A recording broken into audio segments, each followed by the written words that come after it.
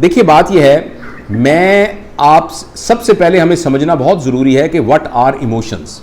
Emotions होते क्या हैं? तो क्या होते हैं? रिएक्शन हमारा, feelings, reactions, these are feelings and reaction. First feelings come then reaction. Okay अच्छा, मैं आपको जी, मैं आपको जो इस सिलसिले में जो लिटरेचर से मैंने अंडरस्टैंड किया है वो मैं आपके साथ शेयर करता हूँ। देखिए बात यह है कि अब मैं मिसाल इरशाद की देता हूँ, मतलब Irshad is my brother, is my younger brother, कि इरशाद के बारे में मेरे जहन के अंदर कुछ भी चीज़ होगी तो उससे पहले जो चीज़ डेवलप होगी उसका नाम होगा एहसास। अगर आप किसी भी अनयूजुअल सर्कमस्टांसिस के अंदर आप स्टक होंगे या कोई भी चैलेंजिंग सिचुएशन आपके पास आएगी तो जो सबसे पहले चीज़ डेवलप होती है उसका नाम है एहसास। यानी मुझे एहसास होगा कि ये पैनिक सिचुएशन है, मुझे एहसास होगा कि ये प्लेजरेबल सिचुएशन है। अच्छा, जो एहसास होता है इसके वर्ड्स नहीं होते, इसके कोई अल्फाज नहीं होते। It is a kind of an inner environment which is there in your mind and in your consciousness. एहसास के बाद जो दूसरी चीज़ डेवलप होती है उसका नाम होता है ख्याल, थॉट। अब थॉट क्या होता है? Thought is a talk going on in the head. एहसास is not a talk going on in the head. एहसास is an environment present in your head. Head से मुराद मेरा माइंड और ब्रेन है। एंड ख्याल और thought is actually a language. These are the words, this is a narration, this is actually a talk going on in head. आप खुद ही गौर करें, अगर आपके दिमाग के अंदर कोई फिक्रे, कोई टॉक ना चल रही हो तो आप कहेंगे कोई ख्याल नहीं मुझे आ रहा, ठीक है ना। अच्छा, ये जो ख्याल हमें आता है ना, ये ख्याल, इसको अगर आप एक ऑब्जेक्ट समझें तो इसका जो शेडो है उसका नाम इमोशन है। अगर मेरे दिमाग के अंदर ख्याल अच्छा चल रहा है तो ये इट्स एन ऑब्जेक्ट, और इसका जो इमोशन हो, इसके साथ जो इसका जो शेडो होगा वो इससे मुतल्लिक होगा। इसका मतलब यह है कि जो इमोशन है ना, it's just a shadow, it actually does not exist. It exist because there is a thought. अगर थॉट अच्छी, अगर मेरा कद 6 फुट 6 इंच है तो मेरा साया 6 फुट 6 इंच होगा। If you want to cut my shadow, you cannot cut it unless and until you don't cut me. इसी तरीके से जो हमारे इमोशंस हैं, जैसे ये रिदा सोहेल ने कहा था कि जो सबसे पहले ये समझना जरूरी है कि आपके इमोशंस हैं क्या। लिहाजा हर वो शख्स जिसका EQ हाई है, उससे मुराद ये है कि उस शख्स को अपने ख्याल का पता है और उस ख्याल के नतीजे में पैदा होने वाले इमोशंस का पता है, और जिसके बारे में है उसके भी ख्यालात का पता है, और उसके नतीजे में पैदा होने वाले इमोशंस का भी पता है। यानी उसको ये 4 चीज़ों का पता है, लेकिन इन चारों के अलावा एक 5वीं चीज़ का पता है कि वो इनके बाहिमी रिलेशनशिप को भी समझता है। जो शख्स इस रिलेशनशिप को समझ लेगा, that person will be called emotionally intelligent person. और इसके लिए जो सबसे की वर्ड है, जो अगर आप में से ना, वो पंजाबी का है गाना है, मेरी चुन्नी दियां रेशमी तंदा। सुना है किसी ने पुराना गाना? आजकल के बच्चों ने नहीं ये गाना सुना। सादिया ने सुना है?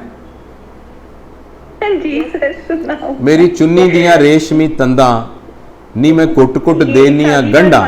बहुत गाती। हाँ, नी मैं कुट कुट देनिया गंडा। और अगला मिसरा क्या है? किसी को पता है ये बात? तेरी याद ना भूले। हाँ, मदिया बिल्कुल ठीक है। मेरी चुन्नी दियां रेशमी तंदा, वे मैं कुट कुट देनिया गंडा के चन्ना तेरी याद ना भूले। अच्छा, ये क्या मैंने इसलिए कहा है कि आपकी भी जो चुन्नी है ना, आप उसके साथ एक गंढ दे लें। और एक बात याद रखिए कि इमोशनल इंस्टेबिलिटी का जो मसला है ना, ये डिक्शनरी का मसला है। It is a problem of vocabulary. ये बात आपको अजीब सी लगी होगी, मैं एक्सप्लेन करता हूं। This is a matter of language. वो इस तरह कि ये मेरे सामने, ये हमारी कुलीग है, बच्ची बैठी कैमरे से वीडियो बना रही है, इसका नाम इरम है। किसी बात पर मैं इससे लड़ाई हुई और मैं कहता हूं, इरम मैं तुम्हारी टांगें तोड़ दूंगा। अच्छा, असल में मैं क्या कहना चाह रहा हूं कि मैं आपसे बहुत नाराज़ हूं। आपने जो बात की थी वो बहुत गलत बात है। जिस गलत बात की वजह से मेरी एक्सपेक्टेशन आप जो पूरी नहीं हुई, मैं ये आपसे एक्सपेक्ट नहीं कर रहा था, and I am very upset about it. लेकिन अनफॉर्चुनेटली मेरी वोकेबलरी में ये 5 लफ्ज़ नहीं हैं जिनको मैं अपने थॉट से रिलेट कर सका। तो मैंने एक अपनी डिक्शनरी से एक लफ्ज़ निकाला, इरम मैं तुम्हारी टांगे तोड़ दूंगा। अब मेरा पॉइंट समझे हैं? Yes, exactly. अच्छा, तो लिहाजा जितने तमाम लोग इमोशनली इंटेलिजेंट नहीं होते उनके अंदर ये प्रॉब्लम होता है। नंबर 1, उनको पता नहीं होता कि उनका ख्याल क्या है। फिर उनको ये नहीं पता होता कि ये जो मेरी फीलिंग डेवलप हो रही हैं, ये जो इमोशंस मेरे डेवलप हो रहे हैं, ये कौन से हो रहे हैं। लिहाजा इमोशन हम कहते हैं अच्छे या बुरे, और ये भी वोकैबुलरी का मसला है। इमोशन ये होने चाहिए anxiety, frustration, helplessness, despair, pleasure, happiness, हमें इस तरीके से समझ में आना चाहिए। अच्छा, जो दूसरे के बारे में बात हो रही है उसमें हमें समझ आता है ये बदतमीज है, ये रूड है, ये एरोगेंट है, ये डिप्रेस है। हमें इस तरीके से समझ आना चाहिए, he is disappointed, he is not fulfilled, he is anxious. इस तरीके से समझ में आना चाहिए। और इनके इंटरप्ले के लिए हमें अल्फाज प्रॉपर आने चाहिए। जितनी भी लड़ाइयां होती हैं, जितने भी झगड़े होते हैं, जितने भी फसादात मचते हैं, जितने ही लोगों के रिलेशनशिप तबाह होते हैं, जिसमें EQ का मसला होता है, आप हैरान होंगे कि वो सारा का सारा मसला लैंग्वेज का मसला है, सिलेक्शन ऑफ रॉन्ग वर्ड्स का मसला है। और सिलेक्शन ऑफ रॉन्ग वर्ड्स की वजह से हम वो बात करवे। आप देखिए ना, आप में से बहुत सारी माएँ होंगी जिनके बच्चे होंगे, और आपने ये बात ज़रूर कही होगी कभी ना कभी, अगर तुमने झूठ बोला तो तुम्हारी ज़बान पर मैं कोयला रख दूंगी। आप अगर माँ हैं, आप एक लम्हे के लिए सोचें कि आपके बच्चे को एक ज़रा सी धूप भी लग जाए तो आपके ऊपर क्या गुजरती है। चे जाए कि आप उसकी ज़बान पर कोयला रख दें। तो मसला लैंग्वेज का हो गया ना। उस बच्चे को आपको ये कहना था असल के अंदर कि बेटा, मेरी तुमसे ये तवक्को थी कि तुम जो हो, अगर तुम्हारे पैसे गुम हो गए हैं तो तुम मुझे आके बताओगे कि पैसे गुम हो गए हैं, और तुम उसकी बदले अब्बू की बटुए में से 200 रुपये नहीं निकालोगे। मेरी तुमसे ये तवक्को थी। तुमने मुझे ये बताया क्यों नहीं कि तुम्हारे पास पैसे नहीं है, और तुमने अब्बू के बटुए से वो पैसे क्यों निकाले। तो असल में तो आप ये कहना चाह रही हैं, लेकिन आपने कहा तुमने झूठ बोला है, आइंदा झूठ बोला तो तुम्हारी ज़बान पे कोयला रख दूंगी ना। हालांकि आपने कोयला रखना है कभी ना, आपके घर में कोयले हैं, माफ़ करना, और ना आपकी रखने की कोई नीयत है कोयला रखने की।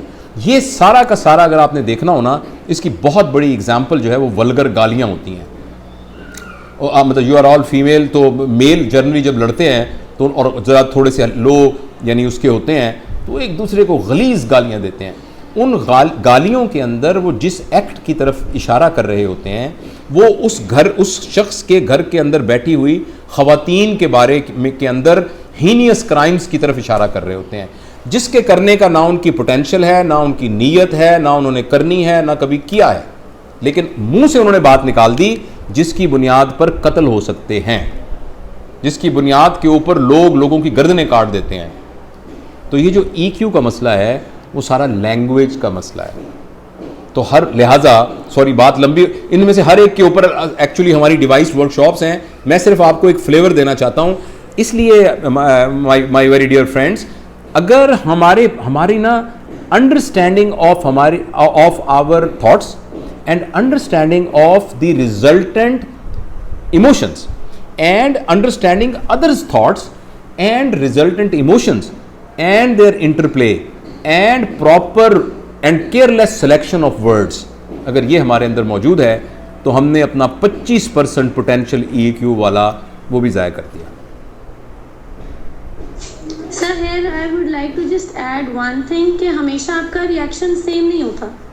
अगर आप अपनी वर्क प्लेस से थके हुए नहीं आ रहे हैं तो, या आप स्ट्रेस्ड आउट नहीं आ रहे हैं तो आप अपने बच्चे को प्यार से डील करेंगे, लेकिन अगर स्ट्रेस्ड आउट आ रहे हैं फिर आप ऐसी ही लैंग्वेज यूज करेंगे।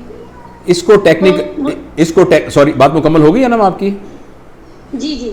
देखो बेटा, इसको टेक्निकली ना एक फिनोमेना है जिसे हम कहते हैं पेंडुलम फिनोमेना। ये देखो मैं बनाने की कोशिश कर रहा हूँ। पेंडुलम देखा है आपने, जो घड़ी का पेंडुलम पेंडुलम पेंडुलम, जी जी ये पेंडुलम होता है ना। जी। अच्छा, अब ये पेंडुलम यहाँ जा रहा है, अब ये पेंडुलम यहाँ जा रहा है। ये पेंडुलम यहाँ और यहाँ जो जा रहा होता है ना, ये अपने इंटरनल पावर से जा रहा है, इंटरनल पावर से, उसके अंदर एक अपना लगा हुआ है पावर, उससे जा रहा है। लेकिन अनफॉर्चुनेटली अगर ये पेंडुलम जो है ये एक्सटर्नल फैक्टर की वजह से जाए, यानी हवा का झोंका आया तो उधर चला गया, इधर से कोई नेगेटिव प्रेशर आया तो इधर चला गया, तो ये पेंडुलम बिल्कुल डिसअरे हो जाएगा। हमें स्विंग होना चाहिए, हमें हैप्पीनेस और ग्रीफ के दरमियान में हम स्विंग होते हैं, मगर this has to be because of our internal power. At times I have to be angry because I plan to be angry. At times I am happy because I plan to be happy. मेरी बात समझ रहे हैं ना? अगर ये मेरे इख्तियार से ये पेंडुलम मूव कर रहा है, अगर ये इख्तियार से मूव कर रहा है, फिर तो ये बिल्कुल नेचुरल है, फिर घड़ी का टाइम खराब नहीं होगा। लेकिन अगर ये एक्सटर्नल फैक्टर की बुनियाद के ऊपर ये पेंडुलम डिसाइड हो रहा है कि उसने कैसे मूव करना है, यानी अगर कोई अपने खामद से लड़के आया है तो फिर स्टूडेंट्स की कमबख्ती है। If it is because of that, तो ये तो बेसिकली ना, ये IQ की भी वीकनेस है और ये EQ की भी वीकनेस है, राइट? अगर आपने प्लान किया हुआ है कि आज आपने क्लास के अंदर एक डिसिप्लिन की खातिर एक कंट्रोल्ड रेज दिखाना है, कंट्रोल्ड रेज, ये this is part of your strategy. You want to create an environment जिसमें आपका ये ख्याल है कि इस एक्सपीरियंस की वजह से स्टूडेंट्स के अंदर ये वाली चीज डेवलप होगी, लिहाजा मैंने जरा अभी ना स्टिफ फेस के साथ क्लास में जाना है, then it is perfectly fine.